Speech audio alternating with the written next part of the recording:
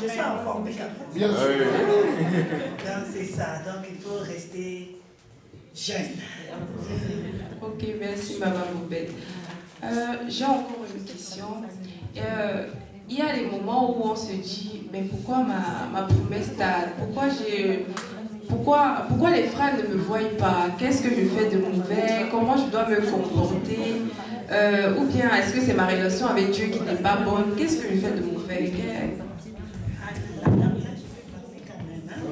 Je vais vraiment parler, hein?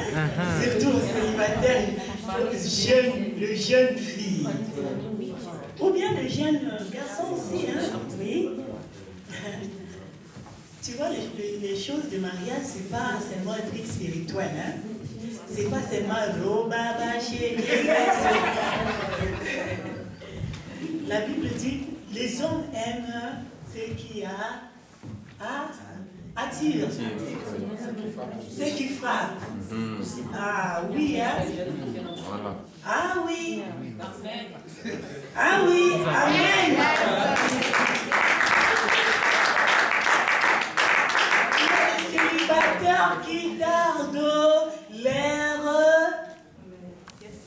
destinée, mariage. Ah, merci. Toi, tu attends à un mariage, tu es jeune. Mais sois coquette. Alléluia. Alléluia.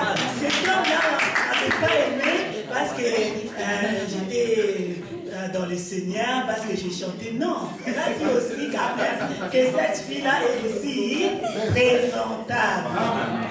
Alléluia. Et toi, tu attends à un frère pour qu'il te drague et tout là. Tu crois que le frère va regarder seulement la prière? Non. Ah, les frères vont regarder aussi la sœur comment elle est. Alléluia. Donc il faut être présentable. Hein? Là, vraiment, je crois qu'on va mieux parler quand on sera au coin, dans notre coin. Là, on va ouvrir d'autres choses. Amen. Amen. Et le frère aussi, vous devez aussi être propre. Tu veux cette femme-là, tu veux cette fille-là, mais il faut quand même un parfum déodorant. Quand il approche, dis quand même que tu es aussi fâche. Mais tu es là seulement chemise raide.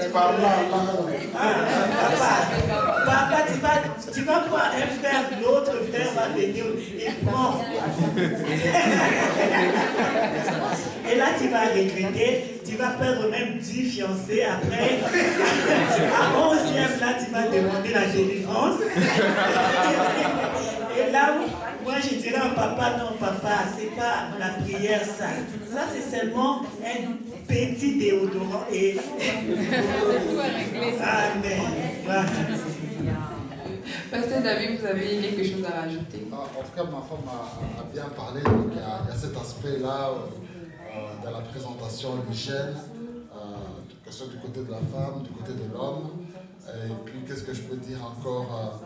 Ce qui peut aussi tarder aussi pour nous les hommes, c'est avoir aussi le courage de faire le premier pas. Tu vois? Certains frères toujours, ils voient la sœur, quand ils voient cette femme, alléluia ma sœur, bon Dieu a dit, prions le Seigneur, Dieu a dit, prions le Seigneur. J'ai une sœur qui est dans notre équipe, hein, qui n'est pas là, peut-être la prochaine fois si on vient, elle pourra vous témoigner. Elle m'a dit que non, moi, une de nos sœurs qui travaille, elle a dit, en tout cas, pasteur, je vais parler d'un frère. Ah, mais le frère, là, je le connais d'ailleurs. Il aurait pu être mon mari. Moi, je dis pourquoi? Non, le frère, depuis très longtemps, on était ensemble, il était très zélé dans l'église, mais moi, je ne savais pas qu'il m'aimait. Or, en réalité, il m'aimait, tu vois. Et le jour où il y a eu un autre gars qui n'est pas trop spirituel comme lui, m'a pris. Le frère est parti se fâcher auprès du pasteur. Le pasteur appelle à ça de toi, le frère t'aime. Je ne sais pas, je pensais que c'était un bon frère, tu vois, parce qu'il n'avait pas le courage de parler. Donc, ayez le courage de pouvoir parler, tout ceci. Et puis aussi, à part l'aspect physique, aussi l'aspect spirituel, il y a certaines choses qui peuvent faire traîner, c'est que, par exemple, quand on est encore jeune, il y a des pulsions sexuelles qui sont là, et tu n'es pas encore marié, tu peux te pencher peut-être au films pornographiques, à la masturbation, au mari de nuit, des femmes de nuit, ça crée quelque chose de spirituel en toi qui bloque que tu ne puisses pas rencontrer l'homme de ta vie, la femme de ta vie. Dans cet aspect spirituel, c'est très important, pendant que tu es encore célibataire, de te garder sexuellement pur, non seulement physiquement, mais aussi mentalement, pour que le partenaire de ta vie ne te gêne pas échapper. Merci beaucoup, Pasteur David. Alors, nous aimerons savoir à quel moment je suis apte à me marier, parce qu'on sait déjà qu'à partir de 18 ans, on peut se marier. Mais quelles sont les conditions à remplir avant de se marier? Je dois avoir d'abord ma licence, enfin, je ne sais pas. Quelles sont les conditions à remplir? Bon, c'est vrai, comme tu as dit, tu as parlé de l'âge de 18 ans. On peut se marier à 18 ans, 19 ans, soit à 30 ans. Mais moi, je dis, bon, ce qui est très important, c'est d'abord être responsable. Être un homme responsable, une femme responsable. Parce que moi, comme je dis, le mariage n'est pas fait pour les enfants ou les irresponsables. Tu peux avoir 30 ans, mais tu es irresponsable. Tu peux avoir 18 ans, mais tu es responsable. Voilà pourquoi nous voulons parler tantôt sur mûr dans les fiançailles pour un mariage heureux. Être responsable, c'est très important. Et on va vraiment longuement parler sur cela aussi tantôt, d'être une femme et un homme responsable. Alors, nous voulons être plus édifiés par votre expérience. On voudrait savoir comment s'est passée votre première année de mariage. Quelles ont été les difficultés beaucoup rencontrées? Comment ça s'est passé?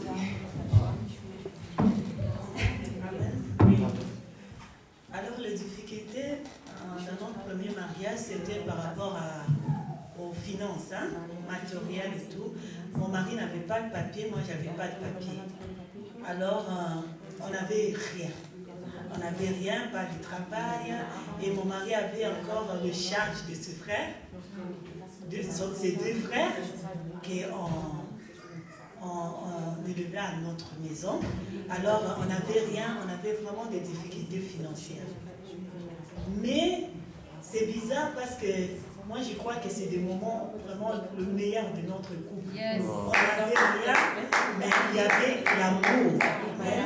Il y avait vraiment l'amour. Donc, à ce que je dise que je n'ai pas vu ces difficultés. Franchement, je vous dis la vérité. À tel point où les enfants, des fois, quand ils n'avaient pas le pain pour amener à l'école, tu vois, non? Vous faites les gamelles et tout là, on n'avait pas l'argent pour acheter le pain. Alors, ce que je faisais, c'était la farine, je faisais le beignet. Les beignets, j'ai fait les ailes de poulet parce que, tu vois, en Belgique, c'est ça qui est facile à l'avoir et tout là. Alors, quand ils amenaient ça à l'école, les enfants amenaient les beignets et les ailes de poulet et ces collègues de l'école amenaient leurs potentiels, on appelle ça chez nous comme ça, et les autres les enviaient. Oui, je vous dis, ils disaient que mais waouh, vous êtes riches, vous avez des beignets. Alors ils faisaient l'échange quoi. Donc ils prenaient les beignets et les ailes de poulet. Donc nos enfants, comme ils mangeaient ça tout le temps à la maison, donc ils se sont fatigués de ça. Alors ils prenaient leur sandwich, tu vois. Donc pourquoi que dans ces moments-là, vraiment, je crois que c'était des moments, des fois on peut dire ça difficile, mais c'était des moments formidables dans notre vie. Alors, j'avais oublié de poser la question. Quels sont les critères importants dans le choix du conjoint? Quels sont les... à part le fait qu'il doit être spirituel, et responsable, comment doit-il être encore? Parmi les critères, il y a le fait qu'il puisse être chrétien. Il y a aussi un autre point que je crois que vous aviez évoqué avec la sœur Milka, que vous avez la même vision. Parce que deux personnes ne peuvent pas marcher ensemble si n'ont pas la même vision. Il faut avoir une même vision, voir la vision à long terme, comment ça va aller. Il y y a aussi les critères financiers, voir s'il est capable d'assumer la responsabilité. Ce n'est pas nécessairement qu'il puisse être millionnaire, mais c'est quelqu'un qui est responsable, qui peut prendre soin de sa femme, de ses enfants. La femme aussi, c'est une femme qui sait gérer la maison, qui peut apporter des idées, une aide semblable. Il y a aussi le critère social, être hospitalier, savoir être accueillante à la maison, savoir accepter, se comprendre aussi que maintenant, comme nous sommes unis, ce sont deux familles. Ta maman devient ma maman, ton papa devient mon papa, ton frère devient ma soeur. Ces critères aussi sont très importants. Qu'il puisse aimer ta belle-mère, qu'il puisse aimer ta maman comme sa propre maman. Tous ces critères sont très importants. Amen. Nous avons aussi parlé des fiançailles. Comment se comporter dans les fiançailles? Parce que nous sommes en Europe, c'est très régulier de voir les jeunes s'embrasser en route et tout. Comment deux chrétiens doivent se comporter quand ils sont en phase du mariage, quand ils sont fiancés? Comment ils doivent se comporter? On devait faire la différence, parce que nous sommes les enfants de Dieu, nous sommes la lumière, tu vois, nous donnons